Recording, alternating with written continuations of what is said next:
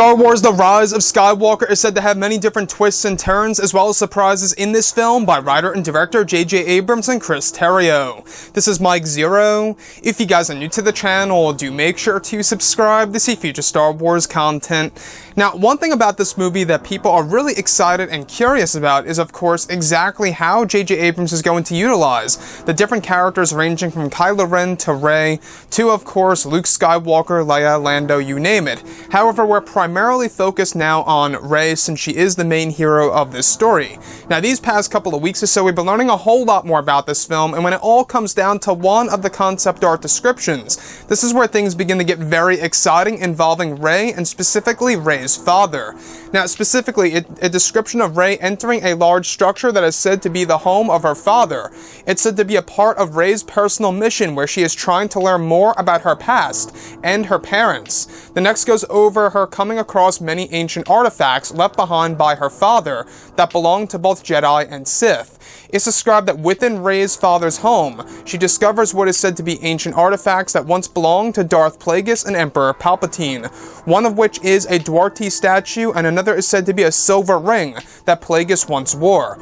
It's described that many of these relics were handed down by Luke Skywalker to the Church of the Force and later down to Rey's father.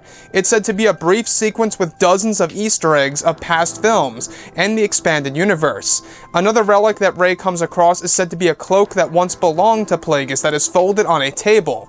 It's said that many of these relics were also retrieved from the Jakku Observatory, where Palpatine kept hundreds of Sith artifacts. So I want to go over a couple of parts about this, obviously, because the whole Rey's parents thing of Episode 9 is, I think, something that's going to be a very interesting side story for Episode 9 that J.J. Abrams confirmed just a couple of days ago that is going to be further explained in this movie in great detail, which honestly I think is a great thing because a lot of people are really starting to wonder exactly who Rey really is, where she actually comes from, and where her parents really come into the story here.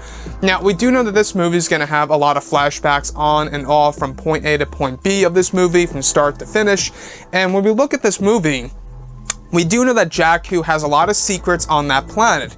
We also know that from reading the books like Aftermath and Empire's End, that Emperor Palpatine had a great interest in the planet Jakku, and even had a testing site on this planet.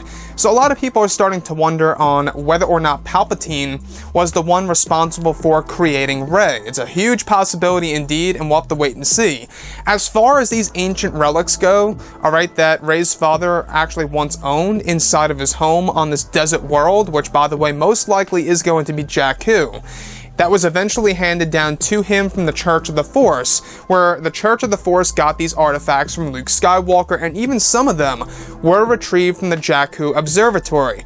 Now, some of you guys may be completely unaware as to what the Jakku Observatory really is. This was a location on Jakku in which Emperor Palpatine stored hundreds of Sith relics. You learn about this in the books, in the current canon under Disney and the Star Wars franchise.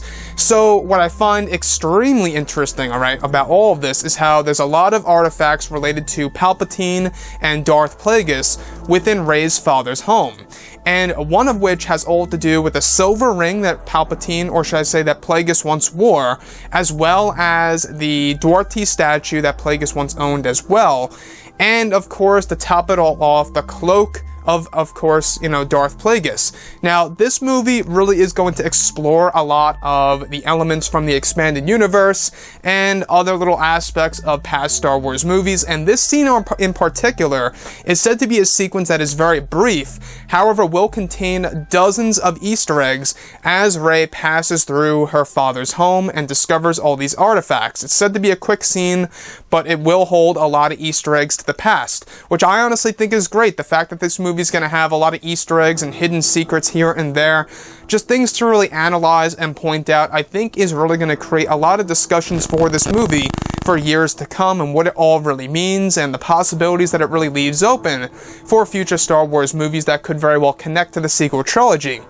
So Rey's father, we have been going over this character for quite a number of months now, and a lot of people have been wondering exactly what's going on with this character, what's going on with the character of Rey, who is she really in this story, and exactly what is J.J. Abrams and Chris Terrio going for when it all comes down to explaining Rey's lineage in the film. We do know that a lot of the rewrites for this movie had to do with changing Rey's lineage, and of course her identity in the movie to make things a little bit more interesting, and to really kind of change our view on The Force Awakens and The Last Jedi. Now, me personally, I think that exploring Rey's father and his past, as well as Rey's parents in general, is a good and a step in the right direction for Episode 9, in order to understand the character of Rey a little bit more, right? At the very least, Anakin Skywalker, we got to know his own mother, Shmi Skywalker. With Rey, we really know nothing at all about her parents whatsoever.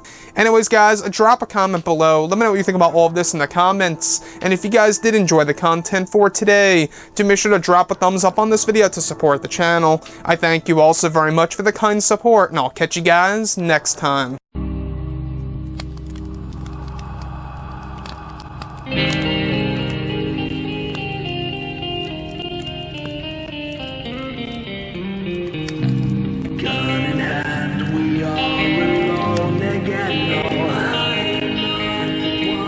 From night to moon, we hear them moans again.